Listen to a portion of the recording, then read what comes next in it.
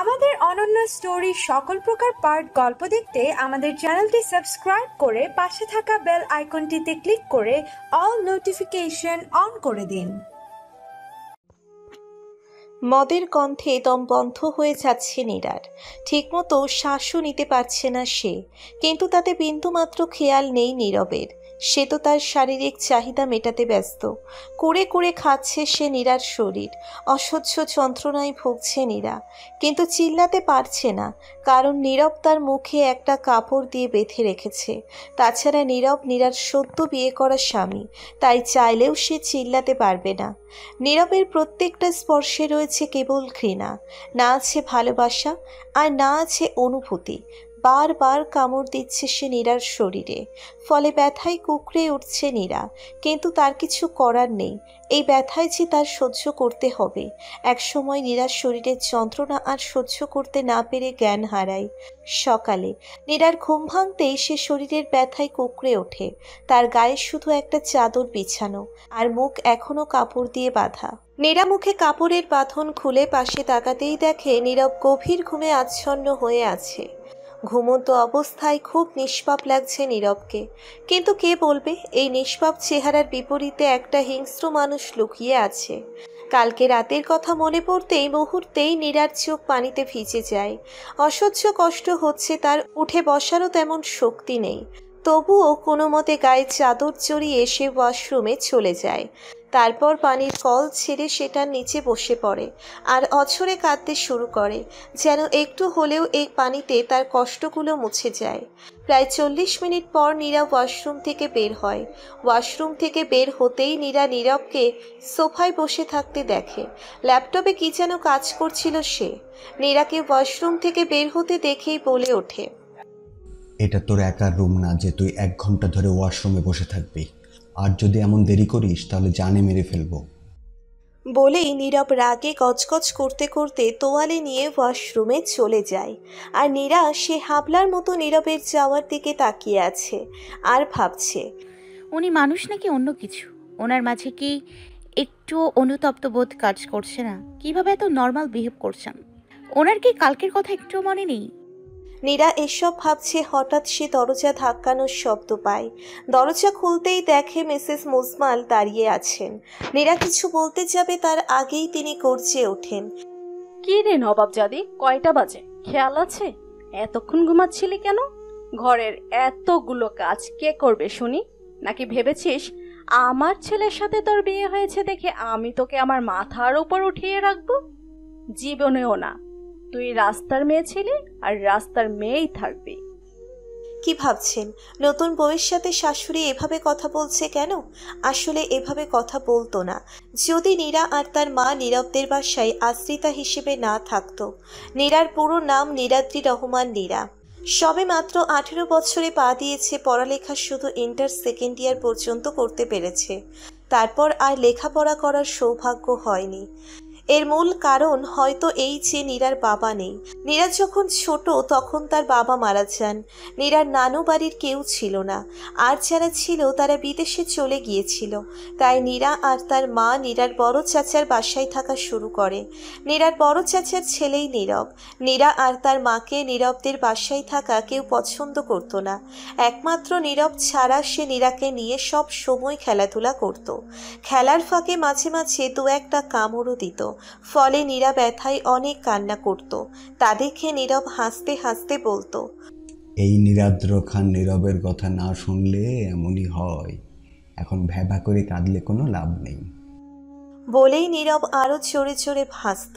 তারপর নিজেই নীরাকে আদর করে তার সাথে আবার খেলা করত। একমাত্র নীরবের জন্যই নীরাদের নীরবের বাসায় রাখা হয়েছে, না হলে অনেক আগেই মিসেস মুজমাল তাদের বের করে দিত।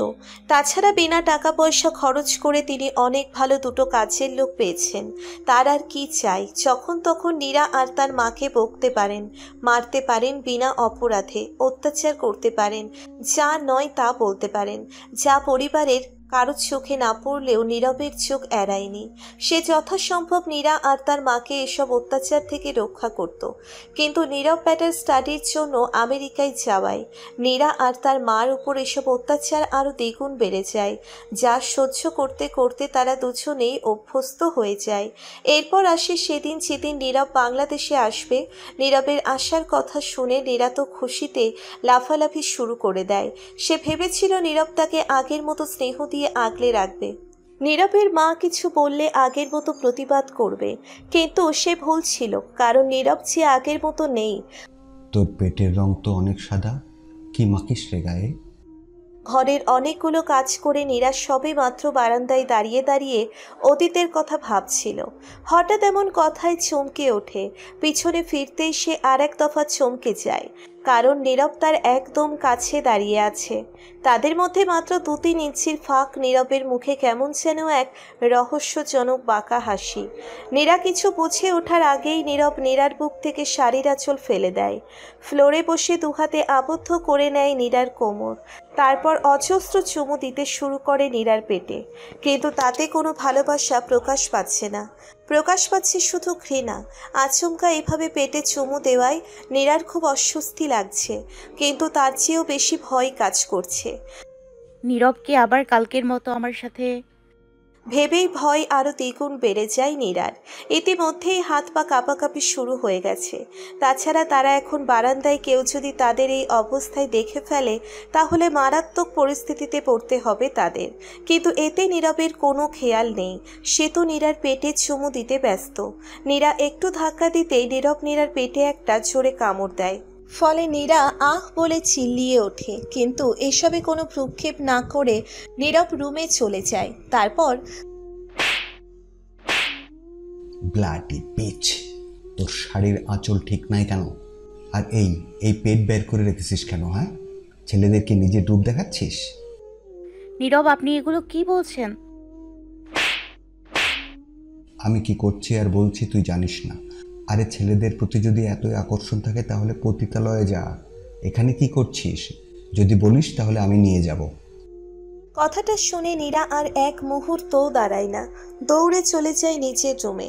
রুমে গিয়েই দেখে তার মা বিছানায় বসে বসে কাঁথা সেলাই করছে। নীরা তার মাকে দেখতেই তার যেন কষ্ট আরও বেড়ে যায়। সে তার মায়ের কাছে গিয়ে মাকে জড়িয়ে ধরে, তারপর কান্না শুরু করে দেয়। তা দেখে নীরার মা তাকে বলে, কি হয়েছে নীরা, কাঁদছিস কেন? কিছু না মা, শরীর ভালো লাগছে না। নীরা চোখ মুছতে মুছতে বলল, একটু আগেই তো ঠিক ছিলি, এখন আবার কি হলো? আচ্ছা যা, বিছানায় কতক্ষণ শুয়ে থাক, ভালো লাগবে। আচ্ছা আয়। নীরা তার মায়ের কোলে শুয়ে থাকতে সবচেয়ে বেশি আরাম পায়, যেন সব প্রশান্তি মায়ের কোলে বিরাজ করেছে। মায়ের কোলে শুয়ে নীরা তার চোখ বন্ধ করবে এমন সময় নীরার মা বলে ওঠে, নীরবের সাথে তোর দেখা হয়েছে? হুম। তা গিফটটা দিয়েছিস ওকে? হুম। কেমন লেগেছে? কিছু বলেনি তোকে? হুম। কি হুঁ হুঁ করছিস, কি বলেছে বল। মা, অনেক মাথা ব্যথা করছে, ঘুমাতে দাও। আচ্ছা ঘুমা, আমার সব কথা শুনলেই তো তোর মাথা ব্যথা শুরু হয়ে যায়। নীরার মা মন খারাপ করে বলল, মা, তুমিও না মাঝে মাঝে একদম বাচ্চাদের মতো আচরণ করো। কি করব, তোর মতো একটা বুড়ো মেয়ে পেলে মাদের মাঝে মাঝে বাচ্চা হতে হয়। হইছে, আর বলতে হবে না। বলেই নীরা তার মাকে জড়িয়ে ধরে। তারপর নিজের চোখ বন্ধ করে ঘুমানোর চেষ্টা করে, কিন্তু ঘুম আসছে না তার। বারবার নীরবের কথাগুলো মনে পড়ছে। নীরা ভাবতেও পারেনি নীরব তার সাথে এমন ব্যবহার করবে, কিন্তু এমন করার কারণ কি নীরা বুঝতে পারছে না। প্রায় 2 ঘন্টা আগে নীরব আসার কথা শুনে নীরার আনন্দের শেষ নেই। আজ প্রায় 6 বছর পর নীরব বাংলাদেশে আসবে। নীরবের পড়ালেখা করার জন্য আমেরিকায় যাওয়া, তারপর আবার বাংলাদেশে ফিরে আসা, সব কেমন স্বপ্নের মতো লাগছে নীরার। অনেকদিন অপেক্ষা করেছে সে এই দিনটার জন্য। আজ তার অপেক্ষার প্রহর শেষ হবে। ভাবতেই কেমন যেন আনন্দ কাজ করছে নীরার মাঝে, কিন্তু তার সাথে অভিমানও কাজ করছে। বিদেশে যাওয়ার পর প্রথম কয়েকদিন নীরব তার সাথে যোগাযোগ করলেও পরে আর করেনি। তাই নীরা তার উপর অভিমান করেছে। অনেক অভিমান, কিন্তু তা বেশিক্ষণ স্থায়ী থাকে না। ছাদ থেকে নীরবকে বাসায় ঢুকতে দেখে নীরার সব অভিমান ফুঁস হয়ে যায়। যোগাযোগ না করলেও নীরব মাঝে মাঝেই তার মা বাবার ফোনে তার নিজের কয়েকটা ছবি পাঠাতো, যা নীরা চুপি চুপি করে দেখত। তাই নীরবকে চিনতে তার বেগ পেতে হয়নি। তাড়াতাড়ি করে নীরবের কাছে যেতেই নীরার মনে হয় নীরব বিদেশ যাওয়ার আগে তাকে একটা কথা বলেছিল। নীরা শোন, বলুন। আমি যখন বিদেশ থেকে আসব তখন তুই একটা সাদা শাড়ি পরে তারপর আমার সাথে দেখা করতে আসবি, না হলে কিন্তু আমি তোর চেহারা দেখবো না। তাই নাকি? আচ্ছা, পড়বো, কিন্তু এটা বলার কারণ কি জানতে পারি? আমি যেহেতু বিদেশ যাচ্ছি সেহেতু অনেক দিনের জন্যই যাব, তখন হয়তো আমরা অনেক পাল্টে যাব। তাই আমি চাই যখন আমি বাংলাদেশে আসব তখন আমার এই সুন্দরী পরীটা আগের থেকে কেমন সুন্দর হয়েছে তা দেখব। কিন্তু তাই বলে শাড়ি কেন? কারণ তুই একটা পিচ্চি। আমি খুব ভালো করেই জানি আমি বিদেশ থেকে আসার পরেও তুই পিচ্চিই থাকবি। তাই তোকে যেন একটু বড় দেখাই, তাই শাড়ি পরবি। বুঝলাম। বুঝলাম না, তুই শাড়ি পরবি, না হলে তোর সাথে আড়ি। নীরব মুখ অন্যদিকে ঘুরিয়ে বলল। কথাটা মনে পড়তেই নীরার মুখে হাসি ফুটে ওঠে। রুমে গিয়ে তাড়াতাড়ি একটা সাদা শাড়ি পরে নেয়, সাথে হালকা সাজ। তারপর নীরবের জন্য একটা রুমাল নেয়, যা সে নিজে হাতে নীরবের জন্য বানিয়েছে, যেখানে তার আর নীরবের নাম লেখা। নীরা রুম থেকে বের হয়ে নীরবের রুমের দিকে পা বাড়াবে, তার আগেই মিসেস মুসমাল নীরাকে ডেকে তাকে অনেকগুলো কাজ দেয়, আর নীরবের সাথে দেখা করতে যারা যারা এসেছে তাদের ভালো মতো খেতে দিতে। এতে নীরার মন কিছুটা খারাপ হয়ে যায়। তাড়াহুড়ো করে সব শেষ করে আবার যখন নীরবের রুমের দিকে যাবে, তখন আবার নীরার পথ আটকায় নীরবের ছোটবেলার ফ্রেন্ড তুর্য। কেমন আছো সুন্দরী? জি ভালো, আপনি কেমন আছেন ভাইয়া? এই তো ভালো। তা কোথায় যাচ্ছ এত তাড়াহুড়া করে? নীরব ভাইয়ের সাথে দেখা করতে। আচ্ছা, ভালো, যাও। বলেই তুর্য চলে যায়। তুর্য চলে যেতেই নীরা এক দৌড় দেয় নীরবের রুমের দিকে। রুমে ঢুকতেই দেখে নীরব মাথা নিচু করে হাত মুষ্টিবদ্ধ করে দাঁড়িয়ে আছে। নীরা সেসব খেয়াল না করে নীরবকে জড়িয়ে ধরে তারপর বলতে শুরু করে। কেমন আছো নীরব? দেখো আমি তোমার জন্য কি বানিয়েছি। নীরা রুমালটা নীরবের দিকে এগিয়ে দিয়ে বলল। নীরা রুমালটা এগিয়ে দিতেই নীরব নীরাকে একটা জোরে থাপ্পড় মারে, ফলে নীরার হাত থেকে রুমালটা পড়ে যায়। কিন্তু তাতে নীরবের কোনো খেয়াল নেই। সে নীরাকে আরেকটা থাপ্পড় মেরে যা বলে তা নীরা শোনার জন্য প্রস্তুত ছিল না। ভেবেছিল এতদিন পর দেখা হওয়ার পর তারা দুজন দুজনকে এতদিনের সব জমানো কথা বলবে, কিন্তু এমন কিছু হবে সেটা তার কল্পনার বাইরে ছিল। অতীতের কথাগুলো মনে পড়তেই নীরার চোখ থেকে আপনা আপনিই পানি পড়া শুরু করে। খুব কষ্ট লাগে অতীতের কিছু কিছু ক্ষত মনে পড়লে। আর সে ক্ষত যদি ভালোবাসার মানুষ দেয়, তাহলে আঘাতটা সোজা বুকের বাপাসে গিয়ে বিধে, যেমনটা নীরার হয়েছে। নীরবের এমন করার কারণ নীরা এখনও জানে না। হয়তো নীরাকে সে আর ভালোবাসে না, কিন্তু নীরব তাহলে তাকে বিয়ে করলো কেন? প্রশ্নটা বেশ ভাবায় নীরাকে। একটা দীর্ঘশ্বাস ফেলে নীরা রুমে চলে যায়। রুমে ঢুকতেই নীরব নীরার মুখ বরাবর একটা বালিশ মারে। মাছুমকা বালিশ মারায় নীরা পড়তে পড়তে বেঁচে যায়। নীরবের দিকে তাকাতেই নীরব বলে ওঠে। যা বারান্দায় গিয়ে ঘুমা, তোকে আমার বিরক্ত লাগছে। আমার কাছে আসবি না, যা যা বারান্দায় যা। নীরবের কথায় নীরা অবাক হয়ে তার দিকে তাকায়। এই কি সে নীরব যাকে নীরা ভালোবেসেছিল? নীরবের এমন করার কারণ নীরা বুঝতে পারছে না। তাছাড়া নীরব যখন নীরাকে ভালোই বাসে না, তাহলে বিয়ে করেছে কেন? সে তো বলেনি তাকে বিয়ে করতে, আর না বলেছে স্পর্শ করতে। নীরবই তো তাকে স্পর্শ করে, তাহলে এমন কেন বলছে সে? নীরাকে দাঁড়িয়ে থাকতে দেখে নীরব বলে ওঠে। কিরে, কথা কানে যায় না? যা এখান থেকে।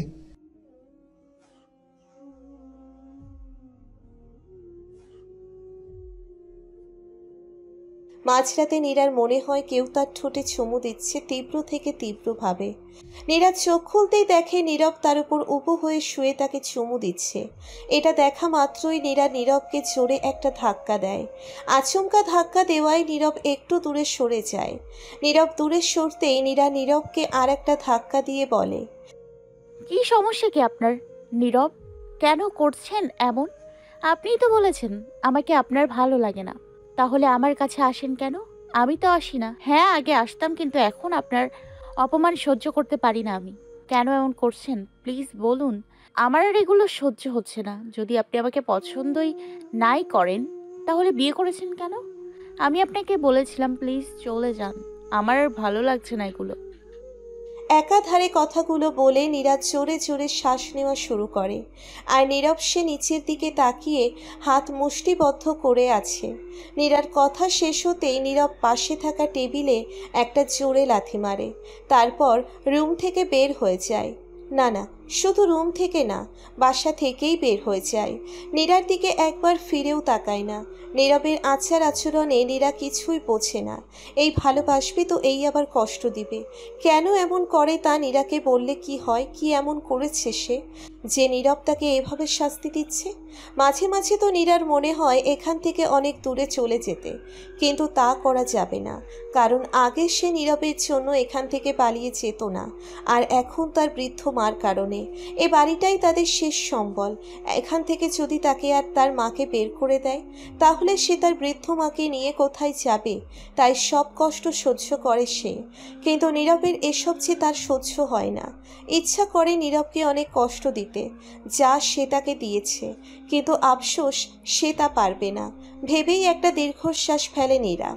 আর বারান্দায় দাঁড়িয়ে অপেক্ষা করতে থাকে নীরবে। সকালে রাত পেরিয়ে সকাল হয়ে যায়, কিন্তু নীরব আসে না।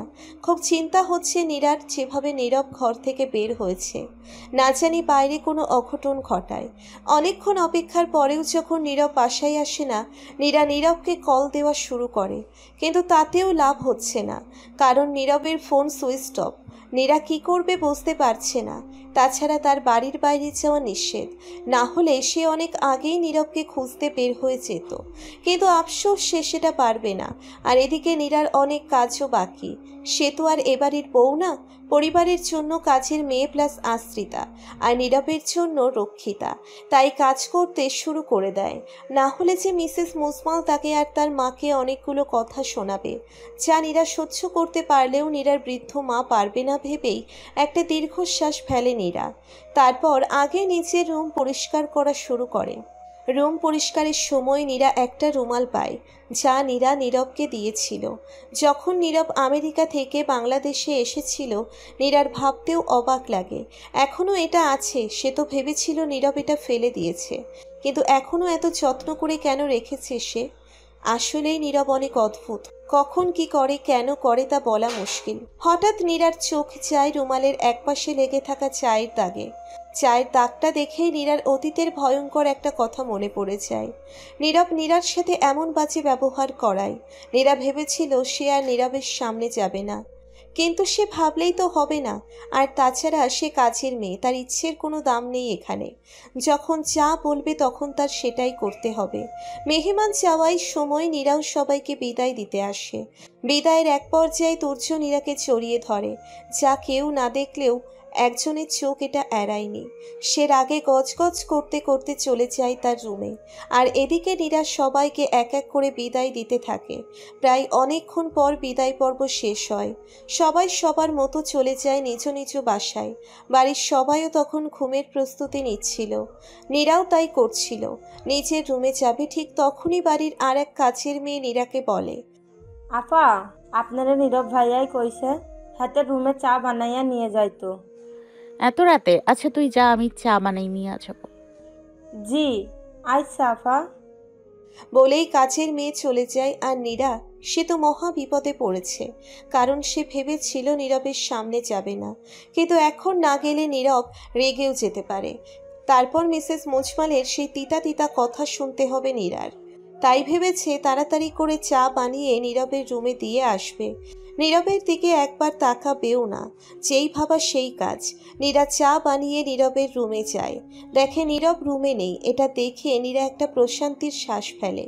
তারপর তাড়াতাড়ি করে চায়ের কাপটা বিছানার পাশের টেবিলে রেখে যেই না ঘুরতে যাবে তার আগেই কে যেন নীরাকে একটা ধাক্কা দেয়। সাথে সাথে নীরা বিছানায় পড়ে যায়। নীরার হাত লেগে পাশে থাকা চায়ের কাপটা পড়ে যায়, আর সেই কাপের থেকে চা নিচে থাকা রুমালটাই পড়ে। যা নীরা আগে খেয়াল না করলেও বিছানায় পড়ে যাওয়ার পর খেয়াল করে। নীরা রুমালটা থেকে চোখ সরিয়ে উপরে তাকাতেই ভয় পেয়ে যায়, কারণ তার সামনে নীরব দাঁড়িয়ে আছে। তার চোখ মুখ অনেক লাল হয়ে আছে, হাত থেকে বেয়ে বেয়ে রক্ত পড়ছে, চুলগুলো এলোমেলো, আর মুখটা কেমন এক ভয়ঙ্কর রাগী ভাব। সব মিলিয়ে নীরবকে অনেকটা হিংস্র দেখাচ্ছে। নীরা বিছানা থেকে উঠতে নিলেই নীরব নীরাকে বিছানার সাথে চেপে ধরে। তারপর নীরার ঠোঁটের দিকে তাকিয়ে বলে, মানা করেছিলাম ছেলেদের থেকে দূরে থাকতে, কিন্তু তুই শুনলি না। আমার কথার অবাধ্য হয়েছিস না, এখন শাস্তি ভোগ। আমি কিছু আর বলতে পারল না নীরা, কারণ নীরব তার ঠোঁট দখল করে নিয়েছে। প্রতিটা চুমু যেন কামড়ে পরিণত হচ্ছে নীরবে, যা সহ্য করতে পারছে না নীরা। অনবরত ধাক্কা দিচ্ছে নীরবকে, কিন্তু নীরব যে পুরুষ, তার শক্তিতে নীরা পেরে উঠছে না। কিন্তু হার মানেনি সে। নীরবকে নিজের থেকে দূরে সরানোর আপ্রাণ চেষ্টা করছে, আর এদিকে নীরব নীরার ঠোঁট কামড়াচ্ছে, আর নীরার শরীরে খুব রূঢ়ভাবে হাত দিচ্ছে, যা সহ্য করতে না পেরে নীরা জ্ঞান হারিয়ে ফেলে। নীরার জ্ঞান ফিরতেই সে নিজেকে নীরবের বাহু ডোরে আবিষ্কার করে। নীরব নীরার খুব কাছে। নীরার কেমন যেন অস্বস্তি হচ্ছে। নিজেকে নীরবের কাছ থেকে সরানোর জন্য একটু নড়তেই নীরব জেগে যায়। চোখ খুলে যখন দেখে নীরা তার দিকে তাকিয়ে আছে, সাথে সাথে সে নীরাকে একটা ধাক্কা দেয়। ফলে নীরা বিছানা থেকে পড়ে যায়। খুব ব্যথা পায় সে। নীরবের দিকে তাকাতেই দেখে নীরব তার দিকে অসহায়ভাবে তাকিয়ে আছে। পর মুহূর্তেই সে মুখ শক্ত করে রুম থেকে বের হয়ে যায়। মিসেস মুজমালের চিল্লা চিল্লিতে নীরা অতীত থেকে বর্তমানে ফিরে আসে। তাড়াতাড়ি নিচে যাওয়ার জন্য রুম থেকে বের হয়। নিচে নামতেই নীরার মন খুশি হয়ে যায়, কারণ নীরব সোফায় বসে আছে। আর নীরব একা না, তার সাথে নীরবের খালাতো বোন রিয়াও বসে আছে। মেয়েটাকে নীরার খুব ভালো লাগে, অনেক ভালো মনের মানুষ রিয়া। তবে পোশাক পরিচ্ছেদ একটু বেশি ওয়েস্টার্ন, কিন্তু এতে রিয়াকে অনেক সুন্দরী লাগে। মনে হয় এই ড্রেসগুলো তার জন্যেই তৈরি। যাই হোক, নীরা নীরবের দিকে এক পলক তাকিয়ে রিয়ার দিকে তাকায়, তারপর একটা হাসি দিয়ে রিয়াকে সালাম দেয়। প্রতি উত্তরটা রিয়াও দেয়, তারপর বলে, তা ভাবিজি, নীরবকে তো ফাঁসিয়েই নিলে। রিয়ার কথা শুনে নীরা লজ্জা পায় না, বরং একটা মুচকি হাসি দেয়। আসলে লজ্জা পাওয়ার কিছুই দেখছে না নীরা, কারণ তার সাথে যা ঘটছে তাতে লজ্জা পাওয়ার থেকে এসব কথায় সে কষ্টটাই বেশি পাচ্ছে। আর এই কষ্টটা যেন কেউ না দেখে, তাই একটা মুচকি হাসি হাসলো নীরা। তারপর রিয়াকে বলে, কেমন আছেন? এই তো ভালো, তুমি কেমন আছো? নীরা কিছু বলতে যাবে তার আগেই কেউ বলে ওঠে, এটা আবার জিজ্ঞেস করতে হয় নাকি? যা চেয়েছিলে তা তো সব পেয়েছো। অন্যকে ঠকিয়ে হলেও নিজেরটা নিজের করেই ছেড়েছে। এত কিছু করার পরও কেউ খারাপ থাকে নাকি? নিশ্চয়ই ও ভালো আছে নিজের প্রিয় মানুষটার সাথে। সামনের মানুষটার দিকে তাকাতেই নীরার হাত পা কাঁপা শুরু করে দেয়। মানুষটা এখানে কেন এসছে? নীরা যে তার সাথে দেখা করতে চায় না। আসলে কিভাবে নিজের মুখ দেখাবে সে তাকে? সে যে মানুষটাকে একটু হলেও ঠকিয়েছে। ওয়াদা দিয়েও ও ওয়াদা রাখেনি নীরা, কিন্তু তাতেও তার তো দোষ ছিল না, সব তো করেছে। ভেবেই একটা দীর্ঘশ্বাস ফেলে নীরা। নীরাকে কিছু না বলতে দেখে সে তার মুখে একটা বাঁকা হাসি নিয়ে নীরার একটু কাছে এগিয়ে গিয়ে বলে, কি ঠিক ঠিক বললাম না নীরু? নীরা কি বলবে বুঝতে পারছে না, কথা পাল্টানোর জন্য বলল, কেমন আছেন তুর্য? যেমনটা তুমি রেখে গিয়েছিলে। তুর্যের কথায় নীরার অনেক অস্বস্তি হচ্ছে।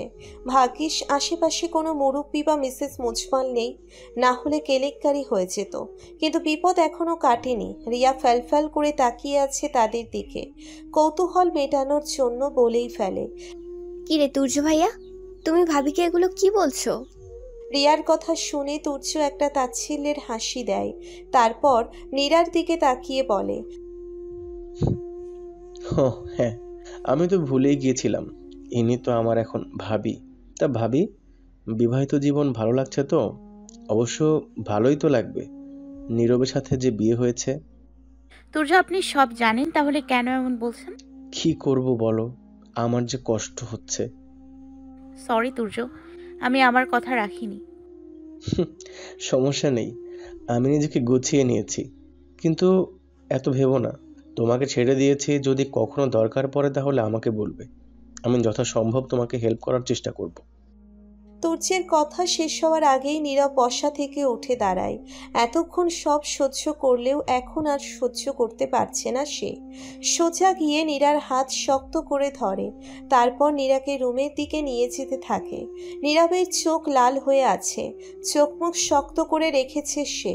নীরবকে এভাবে দেখে নীরা তো ভয়ে কয়েকটা শুকনো ঢোক গিলে ফেলেছে। না জানি কি করে নীরব তার সাথে প্রচণ্ড ভয় করছে নীরার। নীরব নীরাকে রুমে এনে দরজা লাগিয়ে দেয়। তারপর নীরাকে নিচের কাছে এনে তার কোমর জড়িয়ে ধরে। নীরব নীরার দিকে একটু ঝুঁকে বলে, কিস মি। নীরবের কথায় নীরা বেয়াক্কেল হয়ে যায়।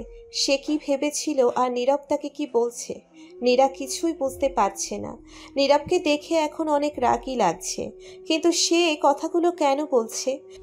নীরা, আমি তোকে কি বলছি? নীরা নিচের দিকে তাকিয়ে আছে।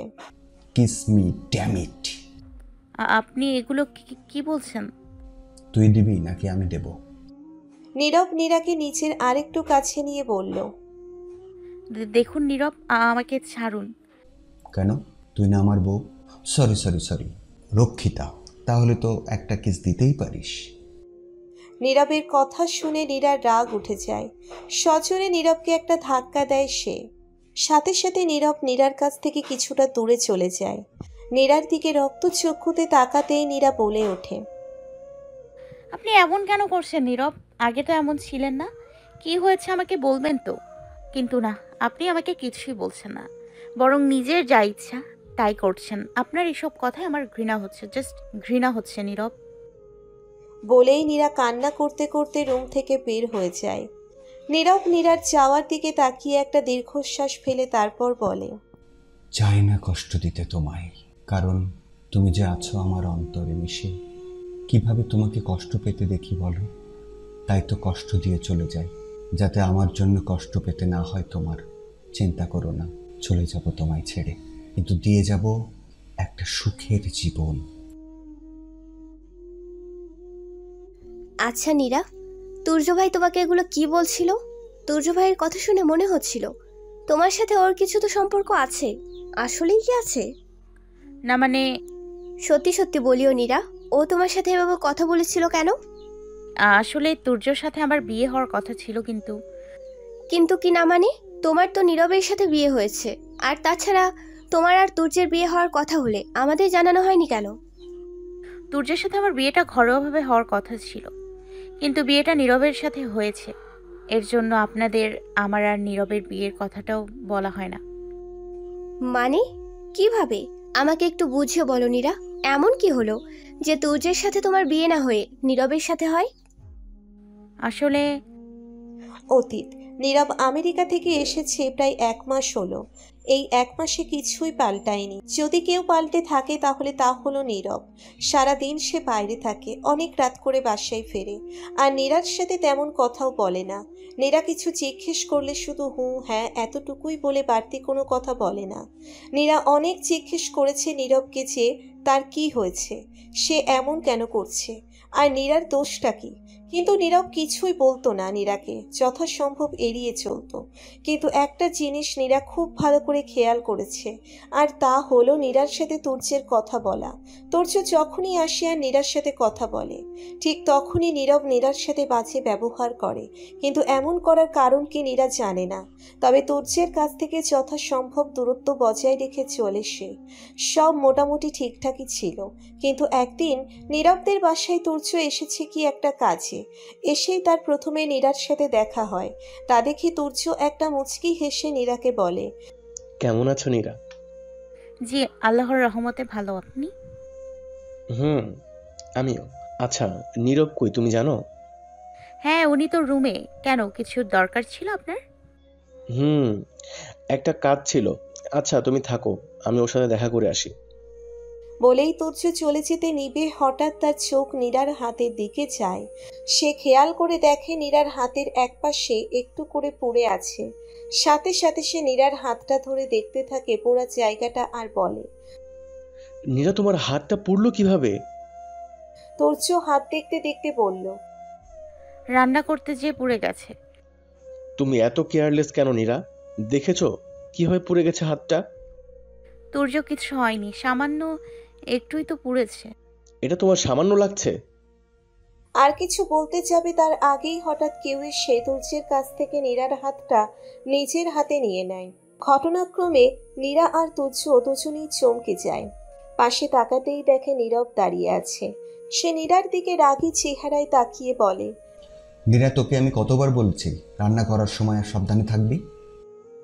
আমি তো নীরাকে বলতে না দিয়ে নীরব বলে, চুপ, একদম চুপ, চল আমার সাথে। বলেই নীরব চলে যেতে নেয়, কিন্তু কিছু দূর গিয়ে আবার পিছনে ফিরে তুর্যকে বলে, তুই যে কারণে আসিস না কেন, এখন আমি বিজি, কালকে আসিস। যা কাজ আছে সব কালকে করবি, যা। বলেই নীরব নীরাকে নিয়ে নিজের রুমে চলে যায়। আর তুর্য সে কতক্ষণ তাদের যাওয়ার দিকে তাকিয়ে থাকে, তারপর একটা দীর্ঘশ্বাস ফেলে চলে যায়। আর এদিকে কেউ একজন এসব কিছু আড়াল থেকে দেখেছে, আর এই একজন আর কেউ না মিসেস মুজমাল। এসব দেখে রাগে তার মাথা গরম হয়ে গেছে। যে করেই হোক এই রাস্তার মেয়েকে এ বাড়ি থেকে বিদায় করতে হবে। আমি চাই না এ মেয়ে আমার ছেলেকে ফাঁসিয়ে এখানে পার্মানেন্ট থাকার ব্যবস্থা করুক। যত তাড়াতাড়ি সম্ভব একে বিয়ে করিয়ে দিয়ে আমার বিদায় করে দিতে হবে। ভেবেই মিসেস মুজমাল নিচের রুমে যান। তারপর তুর্যকে ফোন করে আবার তাদের বাসায় আসতে বলে। আর এদিকে নীরব নীরাকে তার বিছানায় বসিয়ে তার হাতে মলম লাগিয়ে দিচ্ছে, আর নীরার দিকে রাগী ভাব নিয়ে তাকিয়ে আছে। মনে হচ্ছে এখনই কাঁচা খেয়ে ফেলবে। নীরা ভয়ে চুপসে গেছে, চুপচাপ নিচের দিকে তাকিয়ে আছে।